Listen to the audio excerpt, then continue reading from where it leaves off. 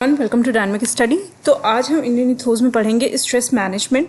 Stress management को Indian ethics के through हम किस तरीके से मैनेज कर सकते हैं, स्ट्रेस मैनेजमेंट में क्या कंट्रीब्यूशन है इंडियन इथिक्स का, ये दोनों ही टॉपिक आज हम कवर करेंगे। और इसके साथ साथ ये भी देखेंगे कि कौन कौन सी टेक्निक्स हैं जिसके थ्रू हम वर्क स्ट्रेस को कम कर सकते हैं। चलिए स्टार्ट करते हैं। सबसे पहले हम बात करेंगे कि स्ट्रेस होता क्या है। देखिए, स्ट्रेस का मतलब होता है कि किसी भी तरीके का साइकोलॉजिकल या फिर फिजियोलॉजिकल जब इनबैलेंस क्रिएट होता है तो ही उसकी वजह से स्ट्रेस आता है। मतलब कि अगर कोई काम आप करना चाहते हैं और उसको आप पूरी तरीके से प्रॉपर्ली नहीं कर पाते हैं, आपका माइंड उससे अलाइन नहीं हो पाता है, तो ऐसी सिचुएशन में स्ट्रेस जनरेट होता है।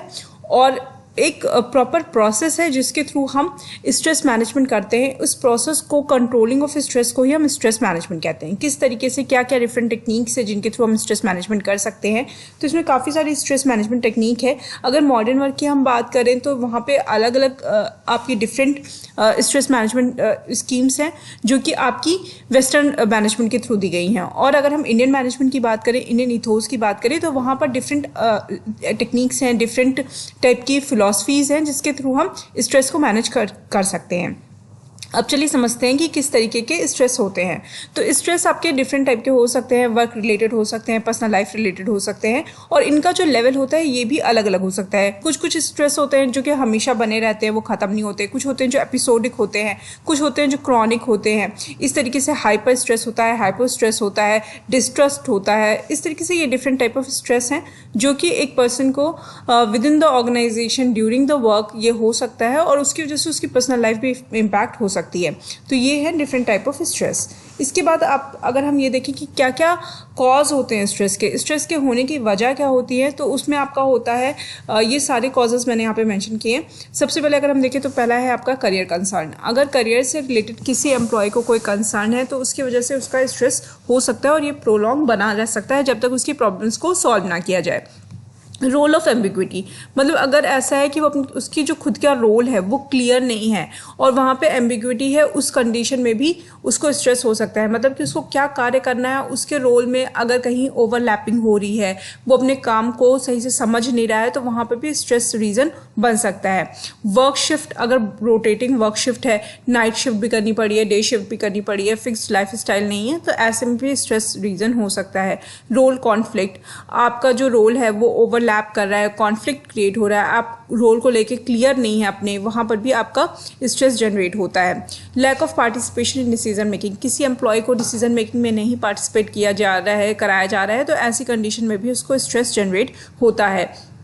वर्क ओवरलोड, बहुत ज़्यादा कार्य है या बहुत कम कार्य है, ये दोनों ही कंडीशन में, work underload and work overload दोनों ही कंडीशन में स्ट्रेस एक रीज़न होता है।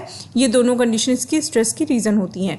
पुअर वर्किंग कंडीशन अच्छी नहीं है और प्रॉपर लाइटनिंग नहीं है, प्रॉपर सिटिंग अरेंजमेंट नहीं है, ऐसी कंडीशन में भी स्ट्रेस क्रिएट होता है। ग्रुप कोहर्सिवनेस नहीं है, ग्रुप में आपस में कोई भी समायोजन नहीं है, कोई भी आपस में एक दूसरे के ऊपर डिपेंड नहीं करते हैं, एक दूसरे को ट्रस्ट नहीं है एक दूसरे के बीच में, तो वहाँ पे भी स्ट्रेस रीज़न होता है। सोशल सपोर्ट अगर नहीं है तो वहाँ पे भी स्ट्रेस हो सकता है। हेल्थ रिलेटेड इश्यूज़ भी एक कारण है स्ट्रेस होने के। लाइफ चेंजेस, किसी की लाइफ नॉर्मल चल रही है, उस बीच में उसकी लाइफ में कोई चेंजेस आता है, कोई ऐसे इवेंट आ जाते हैं उसके लाइफ में, उसकी वजह से भी स्ट्रेस हो सकता है। अब लाइफ चेंजेस में बहुत सारी चीज़ होती है, हो सकता है किसी लव्ड वंस की डेथ की वजह से हो गया, या उसकी जगह चेंज हो रही है, या कुछ भी उसके लाइफ में अगर अप्स एंड डाउन्स आ रहे हैं तो वहाँ पर भी स्ट्रेस रीज़न हो सकता है। पर्सनैलिटी भी स्ट्रेस का रीज़न होता है। कुछ लोग होते हैं जो कि ज़्यादा सोचते हैं, डीप थिंकर होते हैं, वहाँ पर भी स्ट्रेस हो सकती है। कुछ लोग छोटी छोटी बातों पर परेशान हो जाते हैं, तो वो एक इंसान की पर्सनैलिटी के ऊपर भी डिपेंड करता है कि उसके अंदर कितना स्ट्रेस है, वो कितना ज़्यादा स्ट्रेस लेता है। इसके बाद आपका आता है स्ट्रेस मैनेजमेंट। स्ट्रेस मैनेजमेंट हम किस तरीके से कर सकते हैं, क्या टेक्निक्स होती हैं, किस तरीके से हम अपने थॉट्स को कंट्रोल कर सकते हैं, अपने माइंड को रेस्ट दे सकते हैं, और किस तरीके से स्ट्रेस को कंट्रोल करना चाहिए हमें। तो इसकी अगर हम बात करें तो इसमें बहुत सारी टेक्निक्स होती है जिसके थ्रू हम कर सकते हैं। मेडिटेशन के थ्रू कर सकते हैं, हैप्पीनेस को इंक्रीज करके कर सकते हैं, अपने पीस ऑफ माइंड को बढ़ा कर सकते हैं, अपनी थॉट्स को कंट्रोल करने की कोशिश कर सकते हैं। क्रिएटिविटी अगर हम इन्हांस करें, अपनी जो भी हमें अच्छा लगता है, हमें कोई क्रिएटिव चीज़ें पसंद होती हैं वो करें, तो उससे भी हमारा स्ट्रेस लेवल कम होता है।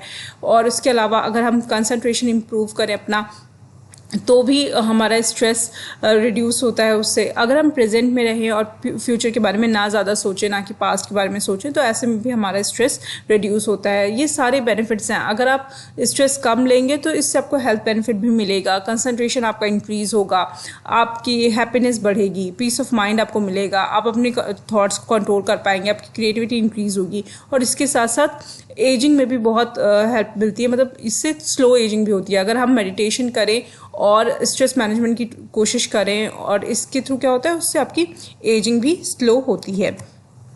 अगर हम मेडिटेशन की बात करें तो कौन कौन सी टेक्निक्स है जिनके थ्रू स्ट्रेस मैनेजमेंट किया जा सकता है, तो इसमें आपका होता है मंत्र meditation, Vipassana, yoga meditation, kundalini meditation, chakra meditation, metta meditation and trataka meditation. तो इसमें ये होता है, देखिए योग तो सबको पता है, योग के थ्रू मेडिटेशन अगर आप करते हैं तो ये भी एक मेडिटेशन की टेक्निक है।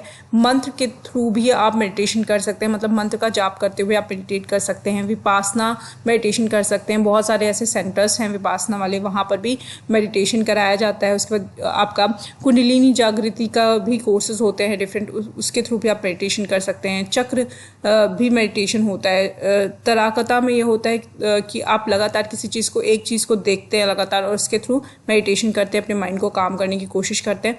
तो ये डिफरेंट टाइप के मेडिटेशंस हैं, टेक्निक्स हैं, जिनके थ्रू आप अपने माइंड को काम कर सकते हैं और स्ट्रेस को मैनेज कर सकते हैं। और ये सारे जो टेक्निक्स हैं मेडिटेशन वाली, ये सारी हमारी इंडियन एथिक्स से निकली हुई हैं।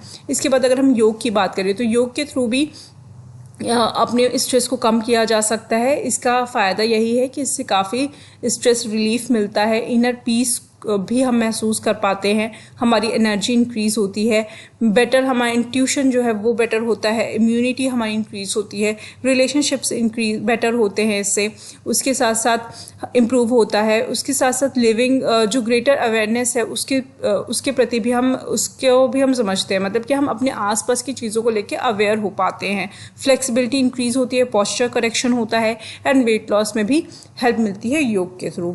तो ये सारी टेक्निक्स है, मेडिटेशन की डिफरेंट टेक्निक्स, योग की डिफरेंट टेक्निक्स, इनके थ्रू हम अपने लाइफ में स्ट्रेस को मैनेज कर सकते हैं, और हमारा जो मैनेजमेंट लेवल है उसमें भी हम इसको इम्प्लीमेंट करके एम्प्लॉयज़ की लाइफ को भी बेटर कर सकते हैं। Thank you so much, keep on watching and keep on learning.